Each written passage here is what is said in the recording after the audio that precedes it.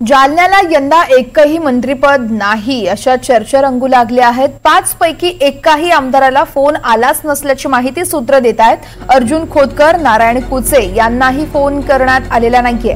Fielding लावून देखील आमदारांना फोन आला नसल्याचं कळतंय। जालन्यातील एकाही आमदाराला फोन आला नसल्यानं जालना जिल्ह्यातील 5ही आमदारांना मंत्रिमंडळातून डावलण्यात आले असल्याच्या चर्चा सध्या सुरू झाल्यात। या संदर्भात लक्ष्मण सोळंके आमचे प्रतिनिधी आपल्याला अधिक माहिती देत आहेत। लक्ष्मण, जालन्यात 5 आमदार आहेत, मात्र एकाही आमदाराला फोन आला नसल्याचं कळतंय। काय घडतंय नेमकं जालन्याच्या राजकारणात?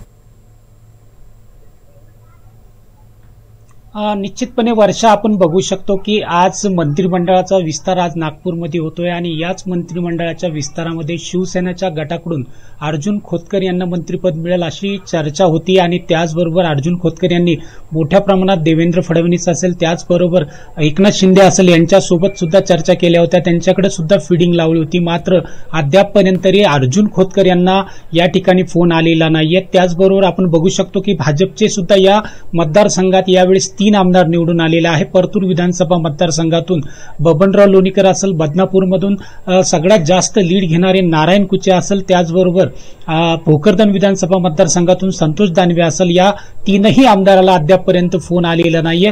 मात्र आपण बघू शकतो की एकीकडे मराठवाड्यामध्ये जर परभणीमध्ये या ठिकाणी मेघना बोर्डीकर यांना फोन आलेला आहे, त्याचबरोबर बीडमध्ये पंकजा मुंडे यांना फोन आलेला आहे, त्याचबरोबर छत्रपती संभाजीनगरमधून संजय सिरसाट यांचे सुद्धा मंत्री त्यांनाही फोन आल्याची माहिती समोर येत आहे।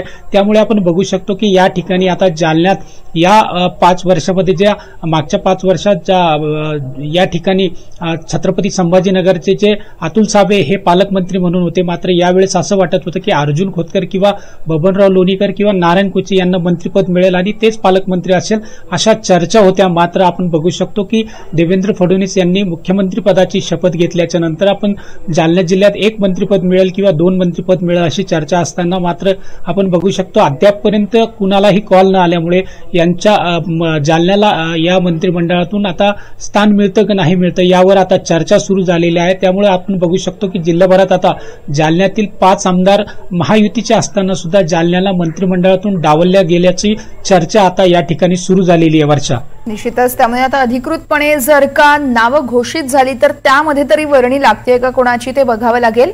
लक्ष्मण, खूप खूप धन्यवाद तुम्ही दिलेल्या माहितीसाठी।